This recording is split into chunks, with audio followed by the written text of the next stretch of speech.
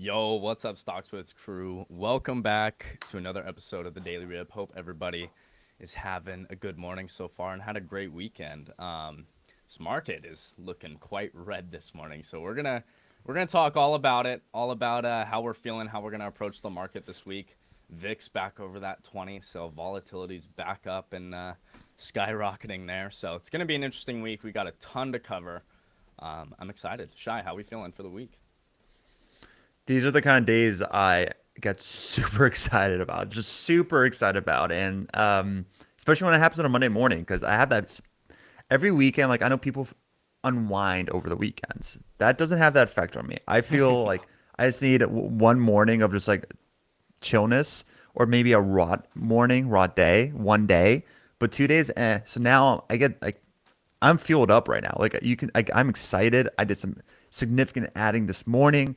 I did a ton. I was in the lab all day yesterday, deep diving into DeepSeek, what the implications are, key beneficiaries, key losses. What's this going to happen on the AI timeline? Which stage is it going to go to? Like I did a lot of deep diving yesterday, and it was one of my favorite kind of days where I could be in the lab doing my research, which I love doing. That's more fun for me than just like looking at the stock price or adding and selling. Like the research part is what gets me going while watching football all day in the background. Like perfect kind of Sunday. So I am ready for what's going to happen next 30 minutes once we open. Yes, sir. Gonna be fun. Well, let's hop into the daily rip, recap what happened last week, and just get ready for the week. What do we got? So Monday, markets were closed for Martin Luther King Jr. Day, so we had a bit of a short week.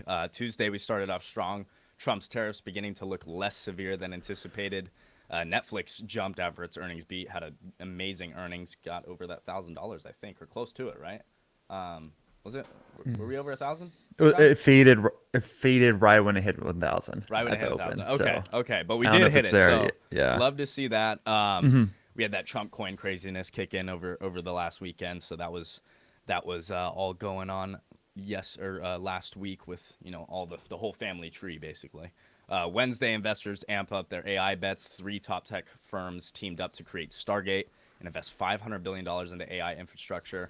AST Space Mobile sank following another private offering, and StockTwits community voted on their favorite space stock for 2025. On Thursday, the S&P hit a new all-time high. Love to see it. Trump continued to hint that he will push the Federal Reserve to reduce U.S. interest rates. Meanwhile, popular retail stock Hims and Hers closed in on a fresh breakout, and us hosts dove into the AI revolution and how we're playing it. And then Friday, Morgan Stanley made the case for diversification. The bank diverged from its peers in offering alternatives to U.S. stocks. Melania coin sank 80% in a week as meme coin madness died down, and the weekend rips. Ben and Emil broke down the applications of blockchain and smart contracts with Sui. So it was a fun week last week, but I think we got an even more exciting week this week. Anything that stood out to you, Shy, that you want to talk about from last week? Yeah. So last week I called it the soft launch of earnings season before the hard launch this week. Clearly, I should have just said soft launch of the year has begun of the year of volatility. It's going to be a volatile type of year. So last week it was kind of it wasn't easy money, but really it was trending up to the right after that bounce we had at the key level of 21-week EMA at the SPY from that 8 to 10% pullback. We had, I mean, it's all about earnings this week. So the DeepSeek news that came out, it came out at a perfect timing where the market wasn't open. So a lot of people spent multiple days of digesting what the implications are for it. We can talk about that later on the show, but I do think that last week was the Stargate Initiative. Like that's not going away. Like there's still what because this China LLM is going to now prevent $500 billion Stargate initiative that Trump announced, or Zuck and Microsoft saying that they're going to spend 150 billion together alone this year on capex, and the Saudis contributing 600 billion this year as well. Like that's not going to stop because little this little DeepSeek said like they can like do something. So I do think yes, last week was the first of many infrastructure announcements that will not be going away anytime soon. I agree. Well, moving on. Let's see what we got.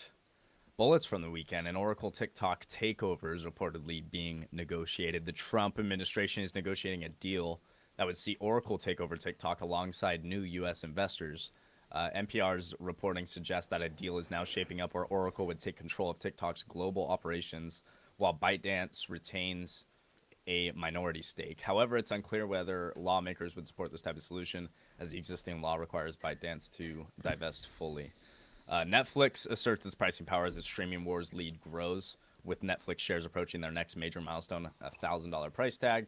It appears investors have fully given into the idea that the company is the future of TV, despite the increased competition from behemoths like Amazon, Apple, and many other legacy media brands. Netflix has become a virtually uncancelable part of mainstream culture, with a catalog so wide and deep that there's something for everybody. To keep that content catalog growing and boost its profits along the way, the streamer plans continued price hikes as long as we're all willing to pay them, which, I mean, we've seen over time. It's been ridiculous, honestly, but everybody's willing to pay it, right? Nobody's going to stop watching Netflix. I mean, and it's gone. Wasn't it $8 a month? And now I don't even know what it is anymore. I just pay it. I don't even remember what it is, but I think it's upwards of like $20 a month now. So it's just crazy how fast that stuff grows. And that was not long ago. I feel like that it was like $8 a month. Maybe time flies. But Tinder uses TikTok influencers to court Gen Z. Tinder's recent brand sentiment studies showed that young people found dating apps more appealing after watching paid TikTok influencers share their experiences. The marketing strategy comes after reports that Gen Z and millennials are moving away from swiping and instead seeking in-person alternatives to finding relationships. Match Group needs to find a solution, and fast, as it's reported negative pay growth for 8 consecutive quarters. Yeah, that's just wild, man. Any thoughts on that stuff, Shai? Any of that? Yeah, I mean, I can tackle the Oracle TikTok thing. Yeah. I think you could probably read between the lines when you saw Larry Ellison at the White House and how Oracle is going to be the center nerve data center for Stargate Initiative, and it makes sense that Trump kind of wants to keep like help his buddies out. But anyway, that's disregard that. Like I think Oracle is one of those names that need to be watched by every investor this year and probably going forward. A lot of people forget of the dominance they have and the global reach. I mean, I think they serve 97 of the Fortune 100 companies. They all the top 10 global banks use them.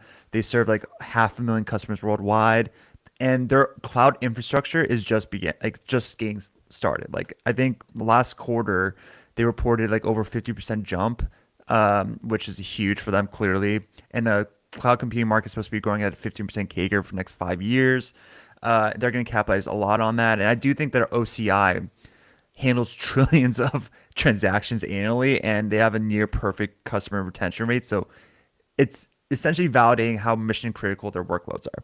And I think that them acquiring TikTok is somewhat of a match made in heaven, where it allows Oracle to kind of strategically position themselves to capitalize on the intersection of AI infra and consumer data ecosystem, because TikTok is just one of those companies that are just have an immense volumes of data in real time. So, and an acquisition of the scale would just significantly enhance Oracle's ability to handle real-time analytics. It will also cement them as the leader, like really like the leader of data privacy and security with TikTok under their hood. So I think this is a massive acquisition if it goes through, but I'm sure it's not going to be with the algorithm that TikTok has. It's going to be very surface level, but still, it's going to be beneficial for Oracle's OCI. Netflix, yeah, I think they have a moat. They won the streaming war, and their IP is something they can leverage for interactive content. You saw how seamless their live sporting play has been this past year. It's like they have a lot of optionality and they have a lot of eyeballs.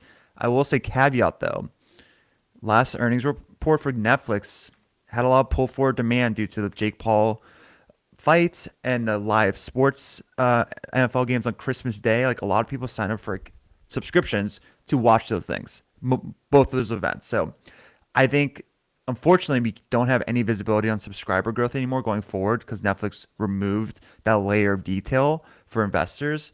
But we can obviously track that via ARPU, which is average revenue per user. If that goes lower in the next earnings report, that is a tell of like a lot of people just signed up for 1 month or 2 months and just stopped. And that's going to cause that massive beat that they had look one off. And now it's going to probably revert back towards the mean. So that's something to monitor, but I wouldn't touch Netflix at this valuation over here, but let's see if they can maintain the momentum. Yeah, I'm with you. I am with you. This week's economic calendar, we got a lot going on. So Chicago Fed, national activity that's happening this morning, as well as new home sales. Dallas Fed manufacturing. We got ECB President Lagarde's speech. Tomorrow we got durable goods, S&P, Case-Shiller home prices, CB consumer confidence. The big one this week is obviously going to be that Fed rate decision. The press conference with Jerome Powell. It's going to be massive. But then that same day after the market closes, we have some of the biggest earnings going on. So we got Tesla, Microsoft, Meta all after the close that day, as well as F1C. Then the next day we got Apple reporting as well after close. It's just going to be a wild week. So definitely, you guys, be careful if you're intraday trading or swing trading this week throughout all this movement. It's going to be wild. We're expecting, the volatility. I mean, I was already expecting volatility to come in the market, and then we wake up and see VIX over 20. I'm not surprised, right? Like, this is the week for that, exactly. So I'm ready for it. Definitely going to be sized down on all my positions because you sheerly just don't need as many contracts to make as much money as you usually do or lose as much money as you usually do. So yeah, it's going to be stacked. I'm ready for it. After FOMC, we also got GDP on Thursday, and then PCE on Friday. So plenty of data throughout the week. It's going to be fun. Anything? I mean, I know you're going to be watching the FOMC decision, but anything really standing out to you or anything you want to touch on, Shai? Honestly, this is all just background for me, background noise. The real meat of what's going to happen this week, like you said, is Fed interest rate, but really it's Microsoft, Meta. What are their capex spend in their report, in their earnings report on Wednesday, and then what's their commentary on their guide? And I wouldn't be surprised if there's some language of DeepSeek or China potentially compete. Like, there's going to be some type of language, I hope, on the conference call. Like, an analyst would ask that question on the conference call because of everything that's come to light this over the weekend. But really, their capex, those two names, capex, will move the market. It's going to be all about that on Wednesday. If there's any kind of hint, like any hint on a lighter than expected capex, any hint, it's going to pour fuel on the fire of the narrative we have right now.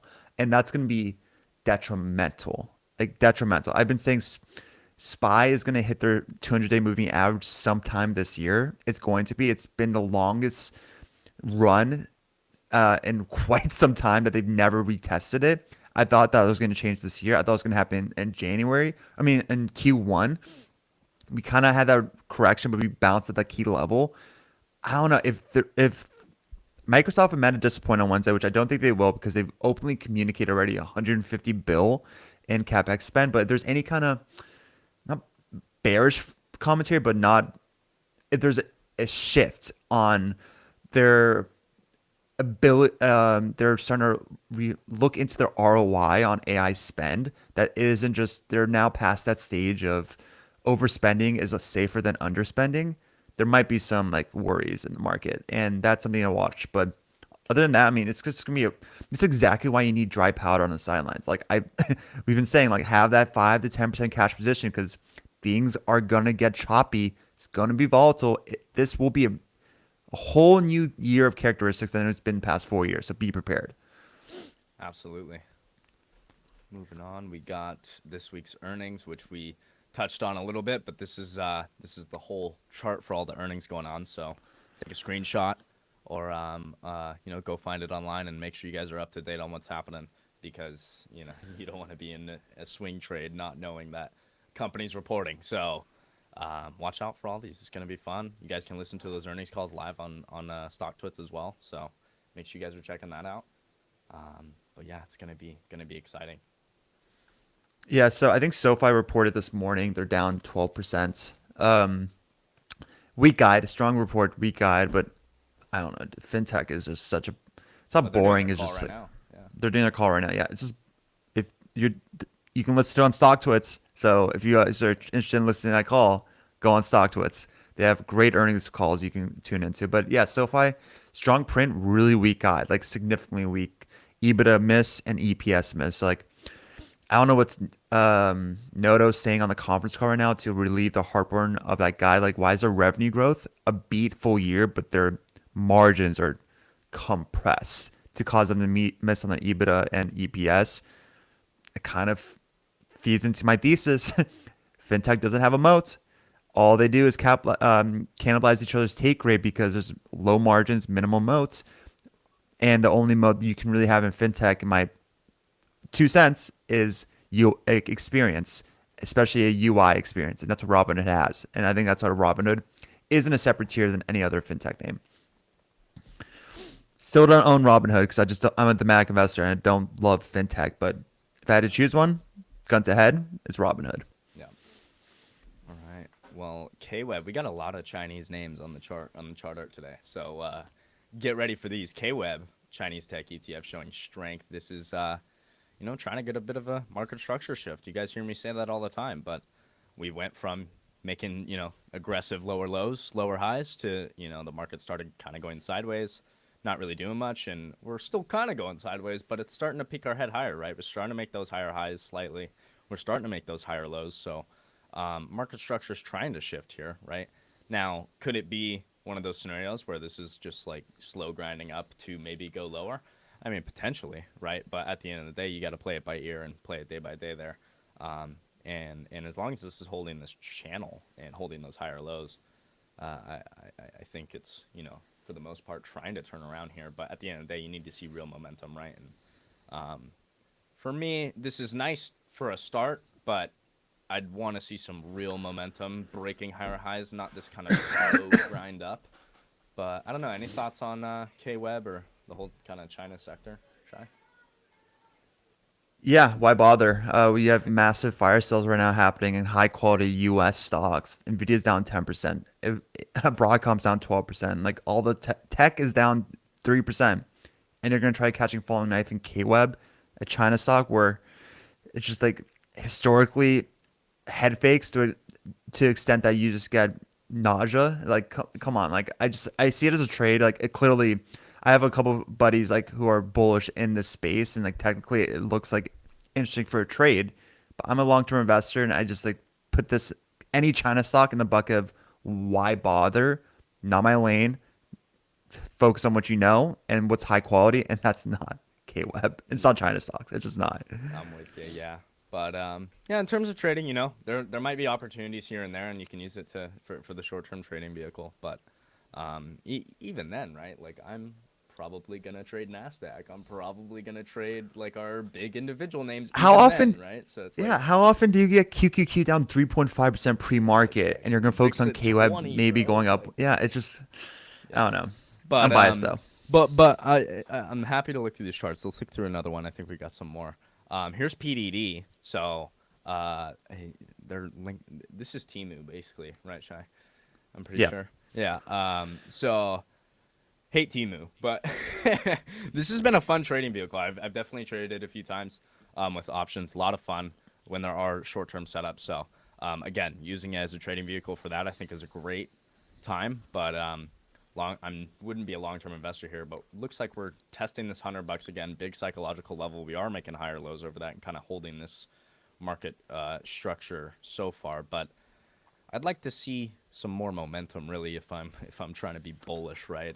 Because you clear resistance at that 150 and $200, and it doesn't seem like it's really wanting to get over that. We've tested it 3 times, and it's really struggling. I'm all for not believing in triple tops, but at the same time, there's clear resistance at that 150, so really need to get over that for me to even think we're trying to go to 200.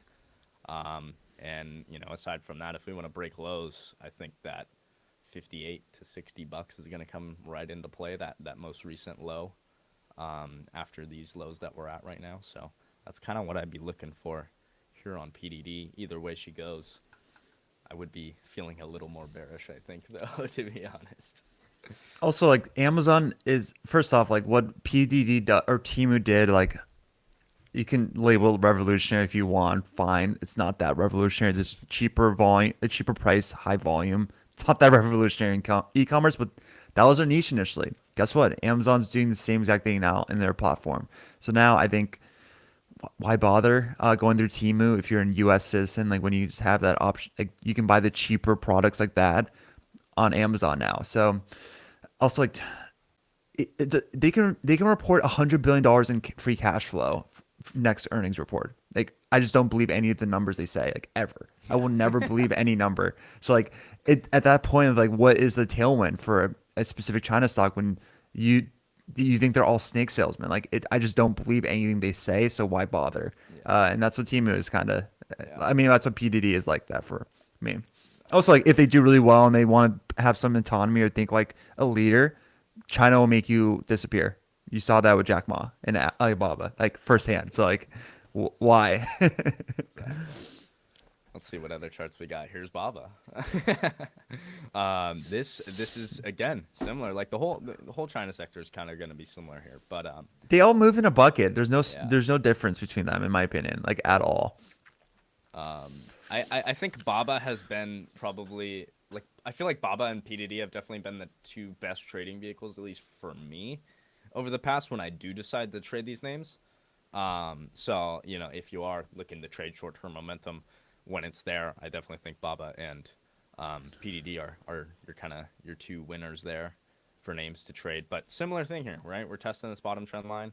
We keep testing the top trend line just in this channel, not really doing much, just kind of that slow grind up, waiting to see what's going to happen when real momentum steps in. And I mean, to me, right, I talk about market structure. Seeing these higher lows and higher highs is good, but it's also not what you want to see is I want to come from a downtrend into a nice sideways base and then get that real momentum coming off of that base, right? And sometimes you just see these stocks start to base out and then they do this little slow grind up, and a lot of the times that's just those are low resistance lows that are going to end up getting sliced through at some point. And yeah, you want to see momentum, right? So that's really what I'd be looking for on all these China names is, okay, we've gotten, a nice base now, been going sideways. We're starting to make those higher highs and higher lows, but there's no momentum. It's just, it's this slow grind to the upside and to the right. And not even like the S&P has done over the past year. I mean, at least the S&P is like making significant highs, right? Even when it was slow grinding, it's killing it, right? This is not. This is absolutely nowhere near that. So, yeah, again, just keep that in mind for any of these names. Short-term trading vehicles for now. What else we got? Here's Futu. This name seems like it's gotten a lot more momentum, at least recently or during October and all that. But basically consolidated all year. And now 2025 starts. We're getting into it and starting to get some momentum. So, I don't know. Maybe there's something here. This definitely looks like it's getting more action than all the other names we've been looking at. So I definitely would keep my eye on this. And the fact that it consolidated basically all year. 2024 was a pullback year, looks like, right, for the most part. So pretty sideways.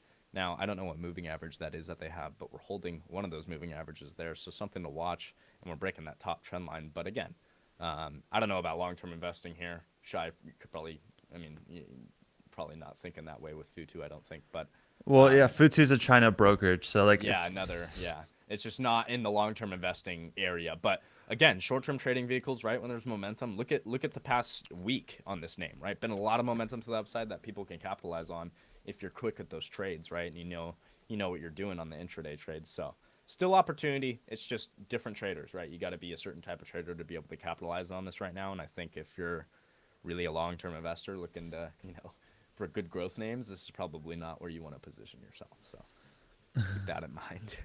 Let's see what else we got. See if we got any other tickers. No, we don't. I think the market's about to open in 6 minutes or so. Feel free in the chat. This is If you guys gonna be a want to good drop one. tickers. Yeah, this is gonna be fun. Shy, do you want to talk about Oh, positions? I Feel did free. some You don't plays have last to. week. Okay. Yeah, no, Okay. I can say it. Let's do it. I did some plays last week. You guys are fully aware of like my options, how I handle it. Whenever I think it's less about if the market's frothy. It's more about is the option contract I'm buying cheaper than what it should be based on IV and volatility. when the VIX hit 14 handle last week, I was like, I think the VIX is going to hit 20 sometime in their first 100 days in a Trump becoming president. Like it's going, like, there's going to be volatility, good or bad. There just will be. He's going to have some really out there ideas on tariffs, or he's going to have some geopolitical. He's going to cause some fire in the geopolitical uh, fuel on the geopolitical fire. But regardless, like the VIX being at 14 is undervalued. In my opinion, it's probably going to spike to 20 sometime. So I was like, all right, I'm going to buy some October SPY puts. And that's exactly what I did. And the reason Jordan's, I was showing Jordan the team about it this morning. I was like, holy shit, I didn't think it would happen right away, but it did.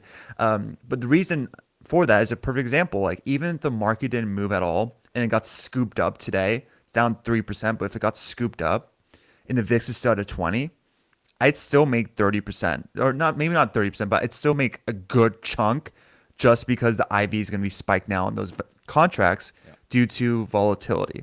It's nobody likes to buy hedges when it's cheap. They like to buy it when it they takes time to flush out too. It's not just like market opens and IV gets drained. It's like no, it takes time for that to happen, right? So even if if you're in a position like your position, for instance, right now, let's say the market is like kind of rallying right into the open, right?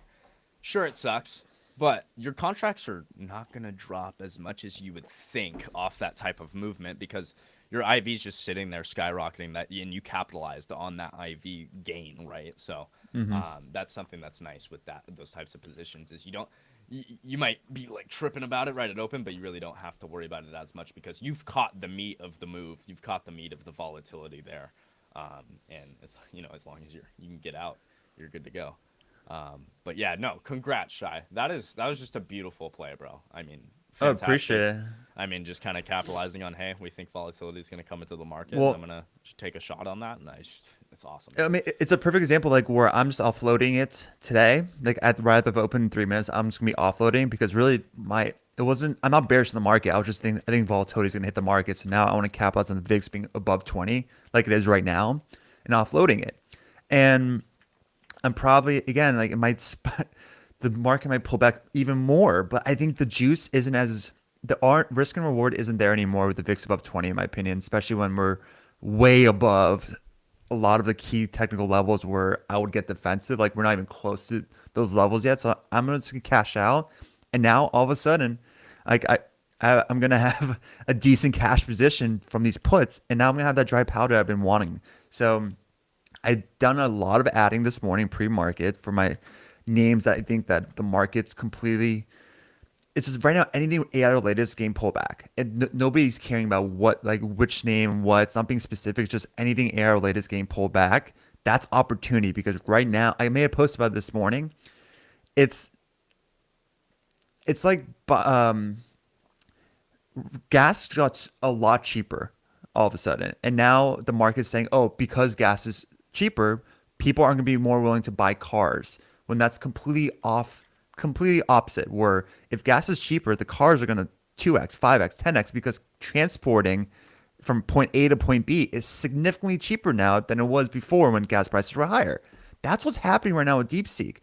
If the AI infrastructure is going to become cheaper, LLMs will be a commodity. Everyone knew that. But if the training data is going to be cheaper, if everything related to infrastructure is going to be cheaper, that's going to cause an explosion in applications, the accelerators of the AI era. And that is where that's going to be, that's negative for infra is going to be super bullish for software, super, especially with one's a consumption model. So that's why I'm trying to create some of a metaphor that's relatable to everyday consumers. Where like, does that make sense if gas is cheaper that people are going to sell their cars? No, it's going to accelerate it. That's exactly what's happening in AI right now. So that's why I'm a buyer. Yeah, absolutely. Well, we got the market opening here in just under a minute. So get ready to go. Shy, get ready to offload those puts, baby. Well, do I buy or offload? Like, do I buy equity or offload my shares options first? No, offload my options first. Offload. For sure. I always offload first because then you're mad about it if you screw that up later. True. You can always manage a new position, but that position that you already got profits on, gotta manage that right away. Yeah, let's go through some tickers real quick as the market's opening.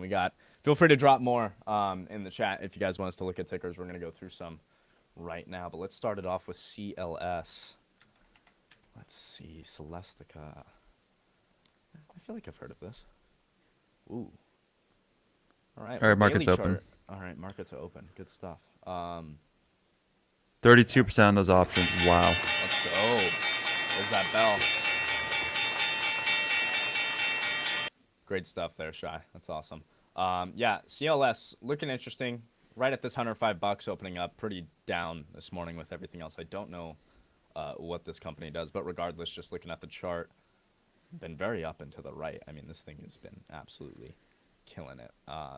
But you know, taking this hit this morning, I would look for a retest of that $100. I mean, seeing where we're coming from and where $100 sits, I think we could even get below that and go test these lows of $96. So that's kind of what I'd be looking for with this move.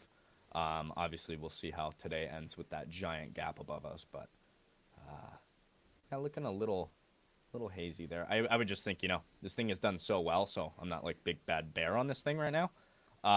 But you know, obviously for the short term, I do think we could come into these range lows that we're looking at, into that $90 there, just under $100. So, but obviously watch $100 as well. It's a huge psychological level that you'll probably see some action at, maybe some sideways price action. So keep an eye on that. What else we got? VRT. Let's take a look at that. VRT. Oh, Snowflake's about to go green. I freaking knew it. Software's getting bought Oh. up hard right now. I just offloaded my SPY puts, but damn, software's where you want to be right now. Let's see. VRT is a name that had some great momentum. I forget when, like a few months ago during this past year, some of the boys in spaces were trading it and made some great money. I think Wolf Financial as well, our boy Gav over there, he was killing it on VRT. So shout out to that. Kind of similar thing here as CLS, taking a dip on everything this morning, looking very similar on the longer term chart. You know, $117. That $100 is a big psychological level as well again.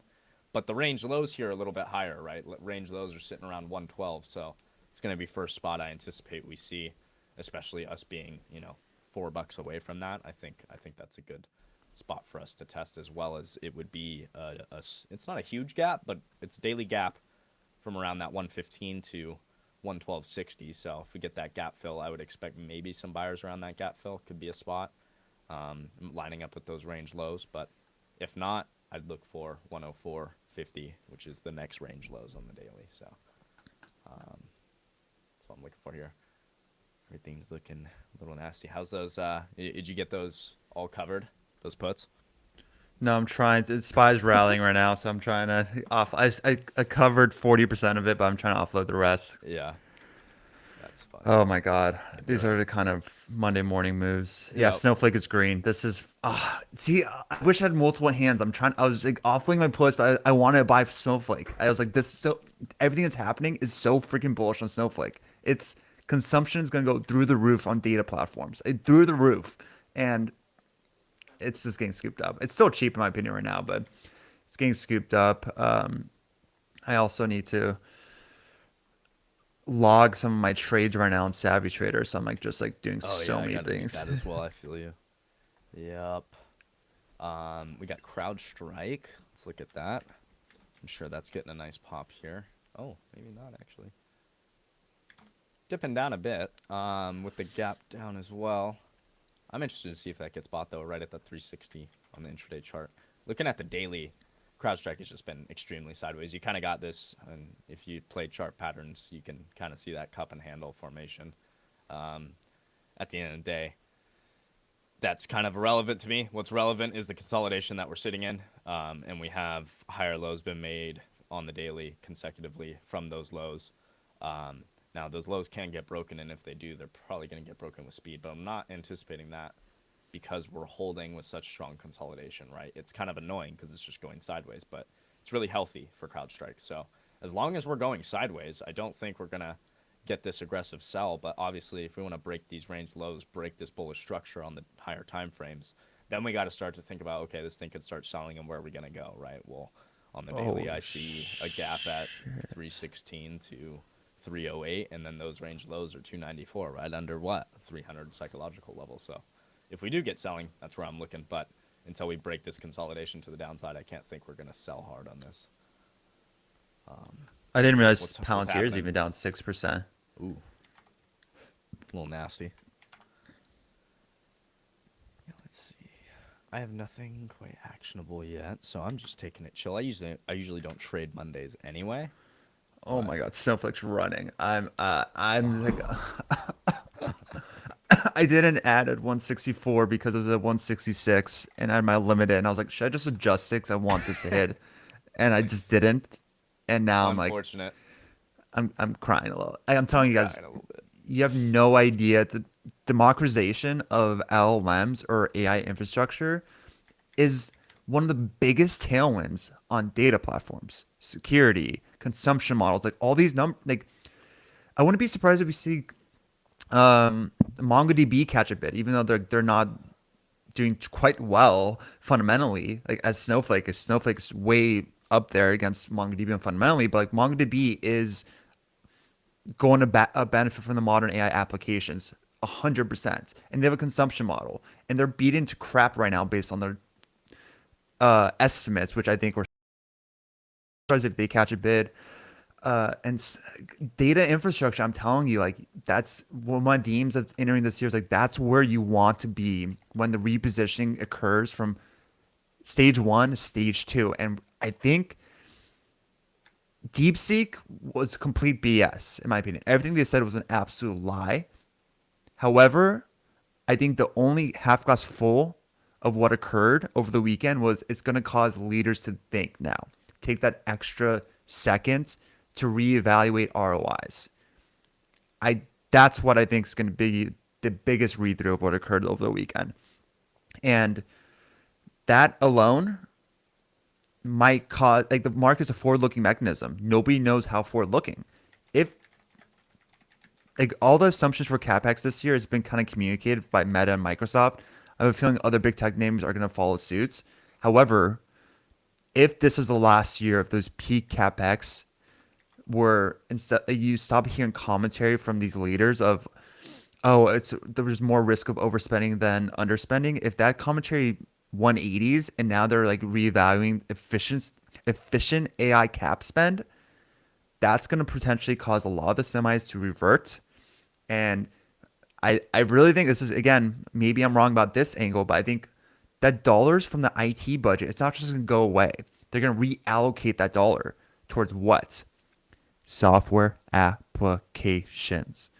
That's where you want to be this year. You just want to be there. I'm telling you, there's only so many data infrastructure players that are high quality out there. And I know I'm talking Snowflake again, but like I just think like seeing today's price action on Snowflake, it's at 175. It's up 0.6%. Dude, shout out Great Grapes in the chat. He got some snow calls apparently when it turned red. Like right at the open. That's where you. Awesome. Oh my God, MongoDB just is green now too. It just went up Oh from down gosh. 5 to. See, I'm losing money by communicating this to you guys. I should be capitalizing. I should be like, I'm like, oh man, I need to learn the skill of just talking while trading, but like, or not trading, just investing. Either way, I think read what's happening right at the open today. I think the repositioning will begin when an hour ago when we were all talking behind the scenes, I was like, I wouldn't be surprised if IGV ends green. What is IGV at even? Um, IGV is getting a beautiful pop 101.94 here, breaking It's over tricky. pre-market IGV is highs. tricky because Microsoft's a big component of it. So like, it's not Yeah. the purest of software plays, but again, oh, Well, TMDX is catching a bit now too. Gap rules, right? I mean, what's the open of that? I mean, 50% retracement to the gap. That's what I look for. It's right. That's kind of around that 102.50 area. So that's kind of what I'd be looking for intraday. And then obviously, if you keep this momentum, look for that gap fill, I think. Looking solid so far. Nvidia, not really doing much. Really quiet, actually. I do think semis are not. I think there's so much noise now, and I think Yeah. even if it's fake, like I think it's absolute BS. There's still going to be noise. It's not as clear of a vision as it was last week, and this noise can take time to farce out a bit. It's going to take an earnings, to be honest. Earnings report. And I think Nvidia reports in 3 weeks or 2 weeks. So like, oh my God, MongoDB is Guys, really look at running. what held up. Damn it. Look at Apple. This whole time didn't take any sort of dip like the market did. And oh gosh, I kind of wish I held a little bit more of those calls I had. But no, into what was it, Thursday, we saw that rejection at, gap rules again, like I just said, 50% retracement of the gap on Apple was that 226.45. I was offloading a lot of my calls into that. And then we saw hard rejection there. I had to stop and profit, got stopped on the rest. So happy with the trade, but I was definitely looking for that full gap fill. And it looks like if we break Holy those sh! Thursday highs, we're going to get that on Apple. Ridiculous. So just something to note there. A lot of strength in Apple. Didn't you even look at Microsoft? Microsoft took a heavy dip this morning with the market and everything. Apple No, did there's not. there's a repositioning. Celsius is also green. I think Stargate Initiative, or like the first week of Trump's inauguration, like I think that trade, or the air of like, oh, all these AI infrastructure investments like being released, like all these semiconductors are going to benefit. A lot of money went towards those themes. A lot of it. Now you're seeing the air, like the DeepSeek BS. It's still BS, but it's still put a pin in that air. Now it's like deflating a bit. Money's going from new money, which just got there a couple weeks ago, to reposition on inauguration week and the Stargate Initiative, etc., is repositioning towards the lagging names. Apple, major lagging name. Celsius, major lagging name. MongoDB, major lagging name. TMDX, medical device company, no AI association. High quality lagging name. It's up 2% today. I think those five names I just called out, they're all in completely different industries. They're green. So that's why I believe my thesis of the repositioning that had the inauguration trade and Stargate trade is going away now towards these lagging names. And that justifies it, because there's no bucket at all that all five of those names should be green, except for that repositioning thesis I have. I think that's what's occurring. Not a big deal. It's a dip. It's not a bear market. It's not an AI bubble being bursted. Again, it's just the tools for AI just became cheaper. The vision just got amplified. That's really what it is. I need to write that down because I do love that. I just thought of it as I was speaking. Like that's Oh yeah. exactly what's occurring. Have that in your mentality. It's not an AI bubble bursting. It's an infrastructure of AI is getting reevaluated. But the AI vision, in my opinion, just ballooned and it got accelerated. It's got even more. And Snowflake's up 2% now almost. Okay, so like this is 1.4 now. So this is awesome. This is exactly what you want to see, in my opinion, because you wanted the breadth widen out a bit in AI. I think software was catching somewhat of a bid, obviously in Q4 of last year, but like I do think even when the Stargate Initiative got announced, like I did make commentary to my subscribers, like I think a lot of the semi names are fair valued. There really isn't too much juice to be squeezed. Like we're Yeah, not and when gonna, that happens, they're just gonna go sideways for the most part.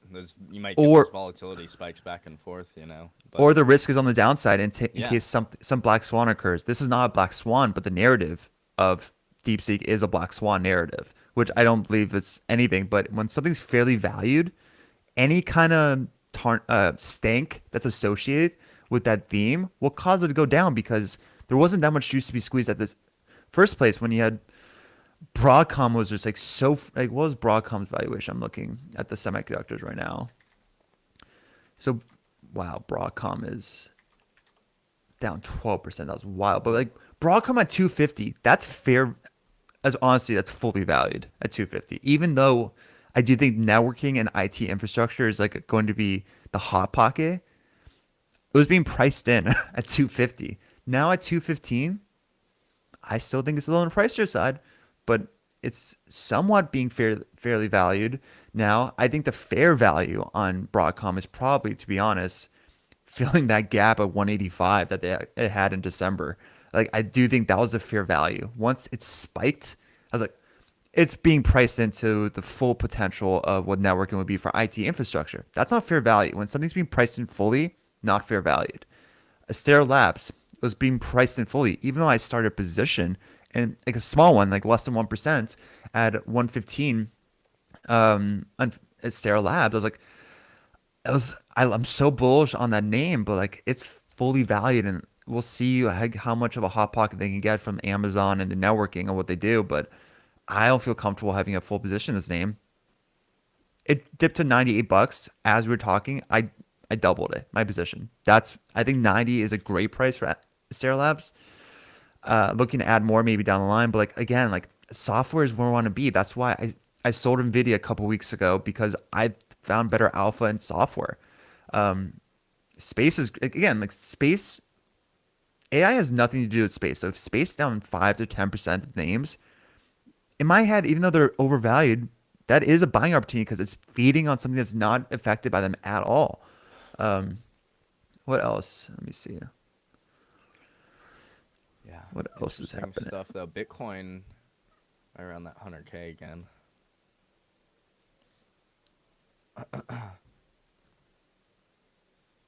Gosh, what a morning. Well, I haven't done anything yet. I gotta wait till I see some clarity here in the market, but gonna be a fun week. I'm excited. There's a whole lot going on, and I think you guys know I love VIX when it's over 20. So having this, it just provides so many more clean intraday moves on the futures that I love to capitalize on. So I'm very excited for this environment and this entire week. It's gonna be a great time. Just gotta be safe. You know what I mean?